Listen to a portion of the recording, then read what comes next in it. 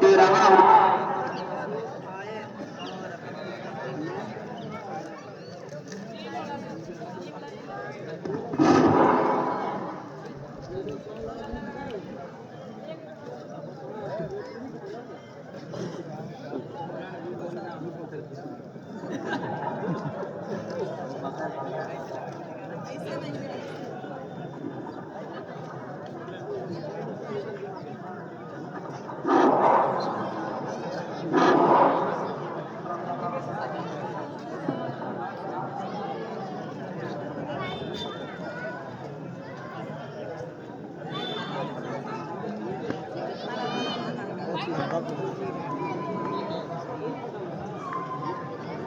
السلام علیکم ورحمۃ اللہ وبرکاتہ۔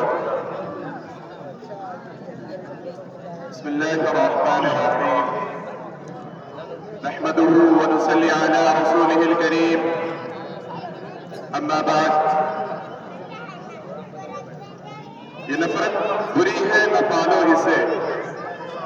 یہ نفرت بری ہے، نہ پالو اسے، دلوں میں خلش ہے، نکالو اسے۔ یہ نفرت بری ہے، نہ پالو اسے، دلوں میں خلش ہے، نکالو اسے۔ نہ تیرا نہ میرا نہ اس کا نہ اس کا،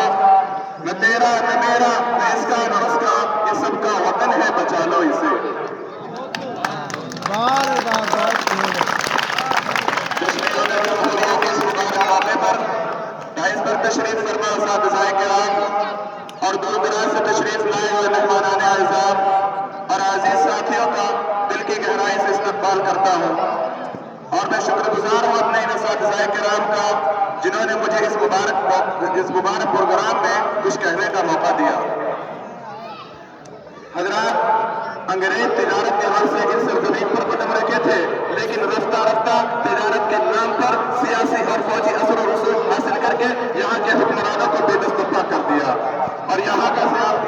سیاہ سفید کا مالک بن کر لاکھوں کروڑوں معصوم ہندوستانیوں کو موت کے گھاٹ اتار کر ظلم و بربریت کی ایسی داستان دہرائی، ایسی ہلاکت خیز اور سفاکانہ کارروائیاں کی، کسی چنگیز اور غلامی کی داستانیں بھی ماند پڑ گئی۔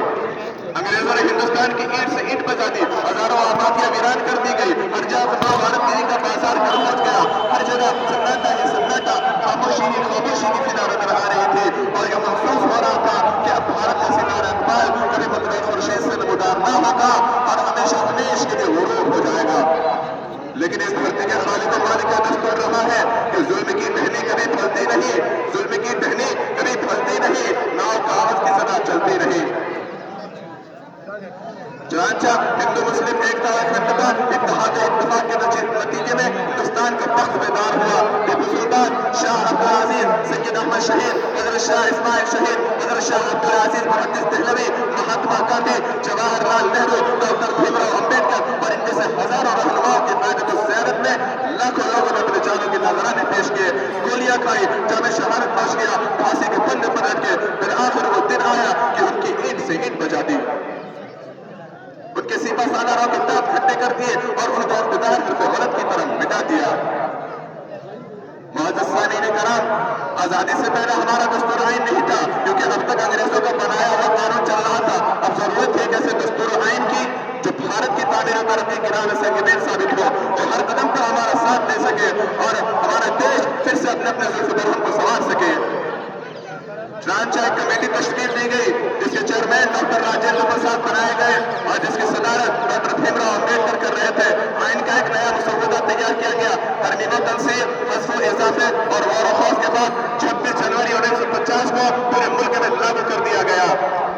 اور یہی وجہ ہے کہ ہم 26 جنوری کو قومی تہوار کی شکل میں جشن یوم جمہوریہ مناتے ہیں اور ذات پات کے بھید بھاؤ کو مٹا کر ایک جگہ جمع ہو کر اپنے رہنماؤں کا تیار کردہ دستور آئین کی پاسداری کا ثبوت فراہم کرتے ہیں، اور ہم اس بات کا اعتراف کرتے ہیں کہ آپسی اتحاد و اتفاق کو مٹا کر ایک جگہ جمع ہو کر اپنے رہنماؤں کو تیار کردہ دستور کے فراہم کا ثبوت فراہم کرتے ہیں۔ بس میں ایک چھوٹا سا شعر گا کر کے اس بات کو ختم کرتا ہوں کہ ہم اپنی جان کے دشمن کو اپنی جان کہتے ہیں، ہم اپنی جان کی دشمن کو اپنی جان کہتے ہیں، محبت کی اسی مٹی میں ہندوستان کہتے ہیں۔ میں توجہ چاہوں گا کہ ہم آبادی دشمن کو اپنی جان کہتے ہیں، محبت کی اسی مٹی کو ہندوستان کہتے ہیں، اور یہ جو دیواروں کا سوراخ ہے سازش کا حصہ ہے، اور یہ جو دیواروں کا سوراخ ہے سازش کا حصہ ہے۔